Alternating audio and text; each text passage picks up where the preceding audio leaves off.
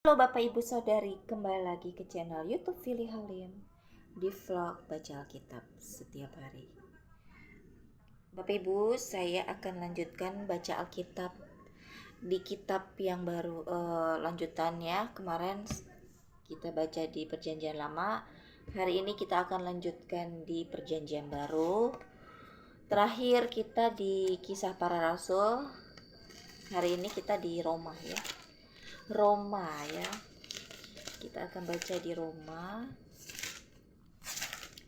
pasal 1 sampai pasal 4. Roma pasal 1 sampai 4 karena di sini kitab Roma ini sampai pasal 16. Jadi saya akan bacakan 4 pasal ya Bapak Ibu.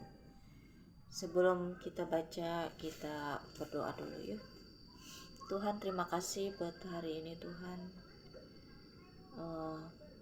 Berkati setiap kami buat kesehatan, iman kami, dan hati kami, pikiran kami, perasaan kami.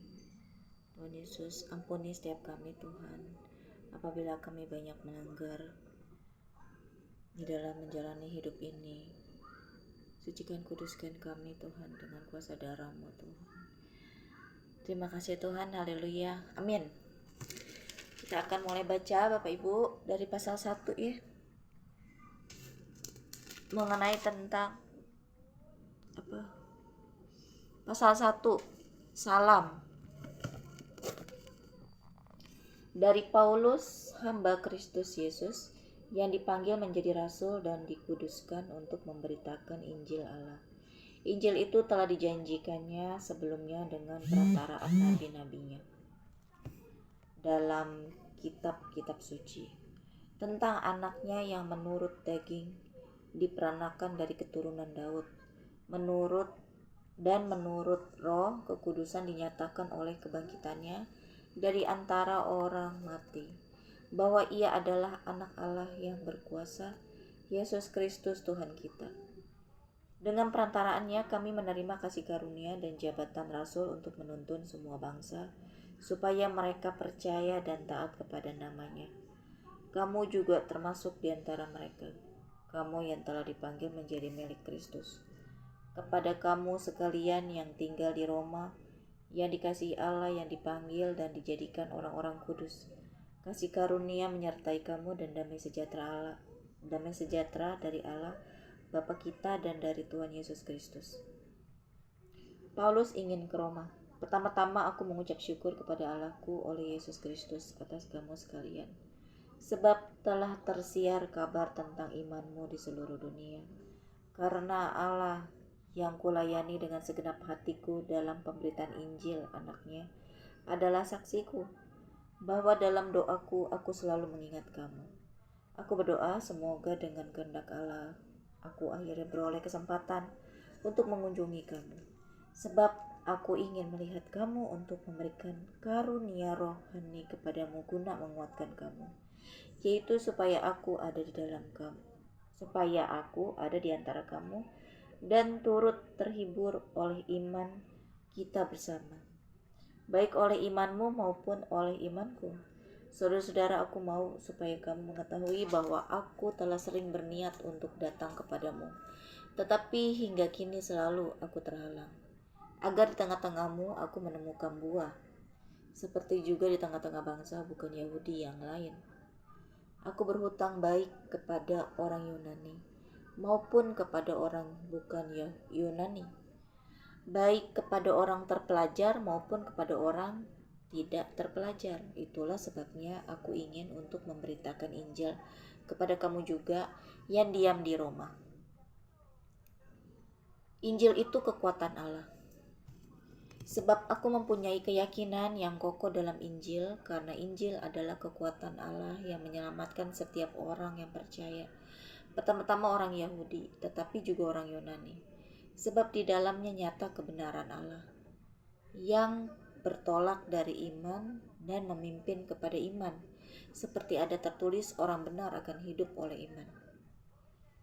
Hukuman Allah atas kefasikan dan kelaliman manusia Sebab murka Allah nyata dari sorga atas segala kefasikan dan kelaliman manusia yang menindas kebenaran dengan kelaliman. Karena apa yang dapat mereka ketahui tentang Allah nyata bagi mereka, sebab Allah telah menyatakannya kepada mereka.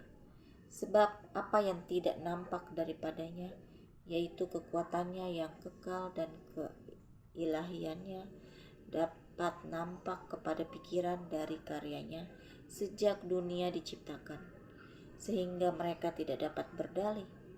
Sebab sekalipun mereka mengenal Allah, mereka tidak memuliakan Dia sebagai Allah atau mengucap syukur kepadanya. Sebaliknya pikiran mereka menjadi sia-sia dan hati mereka yang bodoh menjadi gelap. Mereka berbuat seolah-olah mereka penuh hikmat, tetapi mereka telah menjadi bodoh. Mereka menggantikan kemuliaan Allah yang tidak fana dengan gambaran yang mirip dengan manusia yang fana, burung-burung, binatang-binatang yang berkaki empat, atau binatang-binatang yang menjalar. Karena itu Allah menyerahkan mereka kepada keinginan hati mereka akan kecemaran, sehingga mereka saling mencemarkan tubuh mereka.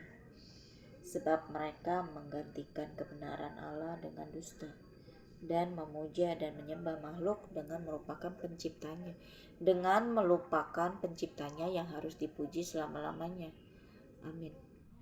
Karena itu Allah menyerahkan mereka kepada hawa nafsu yang memalukan, sebab istri-istri mereka menggantikan persetubuhan yang wajar dengan yang tak wajar. Demikian juga suami-suami meninggalkan persetubuhan yang wajar dengan istri mereka dan menyala-nyala dalam berahi mereka seorang terhadap yang lain, sehingga mereka melakukan kemesuman laki-laki dengan laki-laki, dan karena itu mereka menerima dalam diri mereka balasan yang setimpal untuk kesesatan mereka. Dan karena mereka tidak merasa perlu untuk mengakui Allah, maka Allah menyerahkan mereka kepada pikiran-pikiran yang terkutuk, sehingga mereka melakukan apa yang tidak pantas, penuh dengan rupa-rupa kelaliman, kejahatan, keserakahan, dan kebusukan, penuh dengan dengki, pembunuhan, perselisihan, tipu muslihat, dan kefasikan. Mereka adalah pengumpat, pemfitnah, pembenci Allah, kurang ajar, congkak, sombong, pandai dalam kejahatan, tidak taat kepada orang tua, tidak berakal, tidak setia, tidak penyayang, tidak mengenal belas kasihan. Sebab walaupun mereka mengetahui tuntutan-tuntutan hukum Allah, yaitu bahwa setiap orang yang melakukan hal-hal demikian patut dihukum mati, mereka bukan saja melakukannya sendiri, tetapi mereka juga setuju dengan mereka yang melakukannya.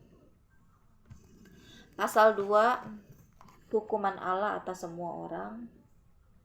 Ini tulisannya hukuman Allah atas semua orang, ya. Mungkin orang atau apa ya, saya nggak tahu ya. Ini orang kalau bahasa Jawanya, enggak ya. Kepada semua orang gitu ya. Tulisannya di sini semua orang, Alkitabnya saya tuh ya. Tuh. Kalau di Alkitab Bapak Ibu saya nggak tahu ya. Tuh di saya nih orang. Jadi di sini hukuman Allah atas semua orang. Mungkin orang ya, di sini cuman tulisannya kurang paham. Karena itu hai manusia, siapapun juga engkau yang menghakimi orang lain, engkau sendiri tidak bebas dari salah. Sebab dalam menghakimi orang lain, engkau menghakimi dirimu sendiri, karena engkau yang menghakimi orang lain. Engkau menghakimi dirimu sendiri karena engkau yang menghakimi orang lain melakukan hal-hal yang sama.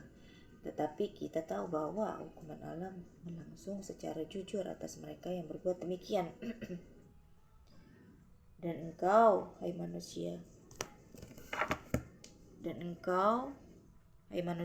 engkau yang menghakimi mereka yang berbuat demikian. Tunggu ya, tadi saya baca yang mana ya? Pasal ayat 3 ya. Dan engkau, hai manusia, engkau yang menghakimi mereka yang berbuat demikian, sedangkan engkau sendiri melakukannya juga. Adakah engkau sangka bahwa engkau akan luput dari hukuman Allah? Maukah engkau menganggap sepi kekayaan kemurahannya, kesabarannya, dan kelapangan hatinya? Tidakkah engkau tahu bahwa maksud kemurahan Allah ialah menuntun engkau kepada pertobatan? Saya ulang lagi ayat 4 ya.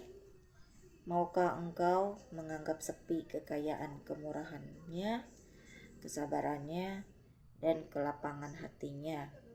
Tidakkah engkau tahu bahwa maksud kemurahan Allah ialah menuntun engkau kepada pertobatan?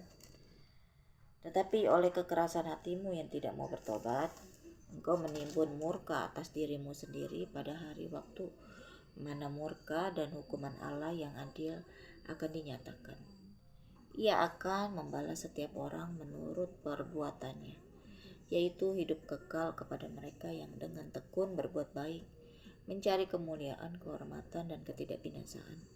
Tetapi murka dan geram kepada mereka yang mencari kepentingan sendiri, yang tidak taat kepada kebenaran, melainkan taat kepada kelaliman. Penderitaan dan kesesakan akan menimpa setiap orang yang hidup yang berbuat jahat, pertama-tama orang Yahudi dan juga orang Yunani. Tetapi kemuliaan, kehormatan, dan damai sejahtera akan diperoleh semua orang yang berbuat baik, pertama-tama orang Yahudi dan juga orang Yunani. Sebab Allah tidak memandang bulu. Sebab semua orang yang berdosa tanpa hukum Taurat akan binasa tanpa hukum Taurat. Dan semua orang yang berdosa di bawah hukum Taurat akan dihakimi oleh hukum Taurat. Karena bukanlah orang yang mendengar hukum Taurat yang benar di hadapan Allah, tetapi orang yang melakukan hukum Tauratlah yang akan dibenarkan. Apabila bangsa-bangsa lain yang tidak memiliki hukum Taurat oleh dorongan diri sendiri melakukan apa yang dituntut hukum Taurat, maka walaupun mereka tidak memiliki hukum Taurat, mereka menjadi hukum Taurat bagi diri mereka sendiri. Sebab dengan itu mereka menunjukkan bahwa isi hukum Taurat ada tertulis di dalam hati mereka, dan suara hati mereka turut bersaksi, dan pikiran mereka saling menuduh atau saling membela. Hal itu akan nampak pada hari bila mana Allah sesuai dengan Injil yang kuberitakan akan menghakimi segala sesuatu yang tersembunyi dalam hati manusia oleh Kristus Yesus. Ayat 16 ya, saya ulang lagi ya. Hal itu akan nampak pada hari bila mana Allah sesuai dengan Injil yang kuberitakan akan menghakimi segala sesuatu yang tersembunyi dalam hati manusia oleh Kristus Yesus. Hukum Taurat dan Sunat tidak menyelamatkan orang Yahudi. Tetapi jika kamu menyebut dirimu orang Yahudi dan bersandar kepada hukum Taurat, bermegah dalam Allah dan tahu akan kehendaknya, dan oleh karena diajar dalam hukum Taurat dapat tahu mana yang baik dan mana yang tidak, dan yakin bahwa engkau adalah penuntun orang buta dan terang bagi mereka yang di dalam kegelapan, pendidik orang bodoh, dan pengajar orang yang belum dewasa, karena dalam hukum Taurat engkau memiliki kegenapan segala kepandaian dan kebenaran. Jadi bagaimanakah engkau yang mengajar orang lain? Tidakkah engkau mengajar dirimu sendiri? Engkau yang mengajar, jangan mencuri. Mengapa engkau sendiri mencuri? Engkau yang berkata, jangan berzina. Mengapa engkau sendiri berzina? Engkau yang jijik akan segala berhala. Mengapa engkau sendiri merampok rumah berhala? Engkau bermegah atas hukum Taurat. Mengapa engkau sendiri menghina Allah dengan melanggar hukum Taurat itu? Seperti ada tertulis, sebab oleh karena kamulah nama Allah dihujat di antara bangsa-bangsa lain. Sunat memang ada gunanya jika engkau mentaati hukum Taurat. Tetapi jika engkau melanggar hukum Taurat, maka sunatmu tidak ada lagi gunanya. Jadi jika orang yang tak bersunat memperhatikan tuntutan-tuntutan hukum Tuhan, tuntutan-tuntutan hukum Taurat, tidakkah ia dianggap sama dengan orang yang telah disunat? Jika demikian, maka orang yang tak bersunat tetapi yang melakukan hukum Taurat akan menghakimi kamu yang mempunyai hukum tertulis dan sunat, tetapi yang melanggar hukum Taurat. Sebab yang disebut Yahudi bukanlah orang yang lahiriah Yahudi, dan yang disebut sunat. Ulang lagi ayat 28, sebab yang disebut Yahudi bukanlah orang yang lahiriah Yahudi, dan yang disebut sunat bukanlah sunat yang berlangsungkan secara lahiriah, tetapi orang Yahudi sejati ialah dia yang tidak nampak keyahudiannya, dan sunat ialah sunat di dalam hati secara rohani, bukan secara hurufiah. Maka pujian baginya datang bukan dari manusia melainkan dari Allah. Pasal 3, kelebihan orang Yahudi dan kesetiaan Allah. Jika demikian, apakah kelebihan orang Yahudi dan apakah gunanya sunat? Banyak sekali dan di dalam segala hal. Pertama-tama sebab kepada merekalah dipercayakan firman Allah. Jadi bagaimana jika di antara mereka ada yang tidak setia? Dapatkah ketidaksetiaan itu membatalkan kesetiaan Allah? Sekali-kali tidak, sebaliknya. Sekali-kali tidak, sebaliknya Allah adalah benar dan semua manusia pembohong, seperti ada tertulis, supaya engkau ternyata benar dalam segala firman-Mu dan menang jika engkau dihakimi. Tetapi jika ketidakbenaran kita menunjukkan kebenaran Allah, apakah yang akan kita katakan? Tidak adilkah Allah? Aku berkata sebagai manusia, jika ia menampakkan murkanya, sekali-kali tidak. Andai kata demikian, bagaimanakah Allah dapat menghakimi dunia? Tetapi jika kebenaran Allah oleh dustaku semakin melimpah bagi kemuliaannya, mengapa aku masih dihakimi lagi sebagai orang berdosa? Bukankah tidak benar fitnahan orang yang menyatakan bahwa kita berkata, marilah kita berbuat yang jahat, supaya yang baik timbul daripadanya? Orang semacam itu sudah selayaknya mendapat hukuman. Semua manusia adalah orang berdosa. Jadi bagaimana? Adakah kita mempunyai kelebihan daripada orang lain? Sama sekali tidak. Sebab di atas telah kita tuduh baik orang Yahudi maupun orang Yunani bahwa mereka semua ada di bawah kuasa dosa.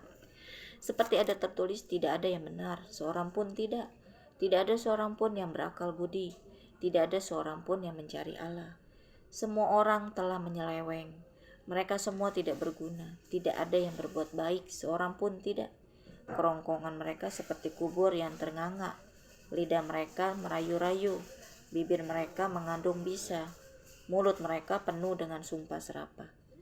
Kaki mereka cepat untuk menumpahkan darah. Keruntuhan dan kebinasan mereka tinggalkan di jalan mereka, dan jalan damai tidak mereka kenal. Rasa takut kepada Allah tidak ada pada orang itu. Tetapi kita tahu bahwa segala sesuatu yang tercantum dalam kitab Taurat ditujukan kepada mereka yang hidup di bawah hukum Taurat, supaya tersumbat setiap mulut dan seluruh dunia jatuh ke bawah hukuman Allah. Sebab tidak seorang pun yang dapat dibenarkan di hadapan Allah oleh karena melakukan hukum Taurat, karena justru oleh hukum Taurat orang mengenal dosa. Manusia dibenarkan karena iman, tetapi sekarang tanpa hukum Taurat kebenaran Allah telah dinyatakan, seperti yang disaksikan dalam kitab Taurat dan kitab-kitab para nabi, yaitu kebenaran Allah karena iman dalam Yesus Kristus bagi semua orang yang percaya, sebab tidak ada perbedaan. Karena semua orang telah berbuat dosa dan telah kehilangan kemuliaan Allah, dan oleh kasih karunia telah dibenarkan dengan cuma-cuma karena penebusan dalam Kristus Yesus. Kristus Yesus telah ditentukan Allah menjadi jalan pendamaian karena iman dalam darahnya. Hal ini dibuatnya untuk menunjukkan keadilannya, karena ia telah membiarkan dosa-dosa yang telah terjadi dahulu pada masa kesabarannya. Maksudnya ialah untuk menunjukkan keadilannya pada masa ini supaya nyata bahwa ia benar dan juga membenarkan orang yang percaya kepada Yesus. Jika demikian, apakah dasarnya untuk bermegah? Tidak ada. Berdasarkan apa? Berdasarkan perbuatan? Tidak, melainkan berdasarkan iman. Karena kami yakin bahwa manusia dibenarkan karena iman dan bukan karena ia melakukan hukum Taurat. Atau adakah Allah hanya Allah orang Yahudi saja? Bukankah ia juga adalah Allah bangsa-bangsa lain? Ya benar, ia juga adalah Allah bangsa-bangsa lain. Artinya kalau ada satu Allah yang akan membenarkan baik orang-orang bersunat karena iman maupun orang-orang tak bersunat juga karena iman. Jika demikian, adakah kami membatalkan hukum Taurat karena iman? Sama sekali tidak. Sebaliknya kami meneguhkannya. Pasal 4, Abraham dibenarkan karena iman. Jadi apakah akan kita katakan tentang Abraham? Bapak leluhur jasmani kita. Sebab jikalau Abraham dibenarkan karena perbuatannya, maka ia beroleh dasar untuk bermegah, tetapi tidak di hadapan Allah. Sebab apakah dikatakan nas kitab suci? Lalu percayalah Abraham kepada Tuhan, dan Tuhan memperhitungkan hal itu kepadanya sebagai kebenaran. Kalau ada orang yang bekerja, upahnya tidak diperhitungkan sebagai hadiah, tetapi sebagai haknya. Tetapi kalau ada orang yang tidak bekerja, namun percaya kepada Dia yang membenarkan orang durhaka, imannya diperhitungkan menjadi kebenaran. Seperti juga Daud menyebut, berbahagialah orang yang dibenarkan Allah bukan berdasarkan perbuatannya. Berbahagialah orang yang diampuni pelanggarannya dan yang ditutupi dosa-dosanya. Berbahagialah manusia yang kesalahannya tidak diperhitungkan Tuhan kepadanya. Adakah ucapan bahagia ini hanya berlaku bagi orang bersunat saja? Atau juga bagi orang tak bersunat? Sebab telah kami katakan bahwa kepada Abraham iman diperhitungkan sebagai kebenaran. Dalam keadaan manakah hal itu diperhitungkan, sebelum atau sesudah ia disunat? Bukan sesudah disunat, tetapi sebelumnya. Dan tanda sunat itu diterimanya sebagai materai kebenaran berdasarkan iman yang ditunjukkannya sebelum ia bersunat. Demikianlah ia dapat menjadi bapa semua orang percaya yang tak bersunat, supaya kebenaran diperhitungkan kepada mereka, dan juga menjadi bapa orang-orang bersunat, yaitu mereka yang bukan hanya bersunat, tetapi juga mengikuti jejak iman Abraham, bapak leluhur kita, pada masa ia belum disunat. Sebab bukan karena hukum Taurat telah diberitakan janji kepada Abraham dan keturunannya bahwa ia akan memiliki dunia, tetapi karena kebenaran berdasarkan iman. Sebab jika mereka yang mengharapkannya dari hukum Taurat menerima bagian yang dijanjikan Allah, maka sia-sialah iman dan batalah janji itu, karena hukum Taurat membangkitkan murka. Tetapi di mana tidak ada hukum Taurat, di situ tidak ada juga pelanggaran. Karena itulah kebenaran berdasarkan iman, supaya merupakan kasih karunia, sehingga janji itu berlaku bagi semua keturunan Abraham, bukan hanya bagi mereka yang hidup dari hukum Taurat, tetapi juga bagi mereka yang hidup dari iman Abraham. Sebab Abraham adalah bapa kita semua. Seperti ada tertulis, engkau telah kutetapkan menjadi bapa banyak bangsa di hadapan Allah yang kepadanya ia percaya, yaitu Allah yang menghidupkan orang mati dan yang menjadikan dengan firman-Nya apa yang tidak ada menjadi ada. Sebab sekalipun tidak ada dasar untuk berharap, namun Abraham berharap juga dan percaya bahwa ia akan menjadi bapa banyak bangsa, menurut yang telah difirmankan, demikianlah banyaknya nanti keturunanmu. Imannya tidak menjadi lemah, walaupun ia mengetahui bahwa tubuhnya sudah sangat lemah karena usianya telah kira-kira 100 tahun, dan bahwa rahim Sarah telah tertutup. Tetapi terhadap janji Allah ia tidak bimbang karena ketidakpercayaan. Malah ia diperkuat dalam imannya, dan ia memuliakan Allah dengan penuh keyakinan bahwa Allah berkuasa untuk melaksanakan apa yang telah ia janjikan. Karena itu hal ini diperhitungkan kepadanya sebagai kebenaran. Kata-kata ini yaitu hal ini diperhitungkan kepadanya.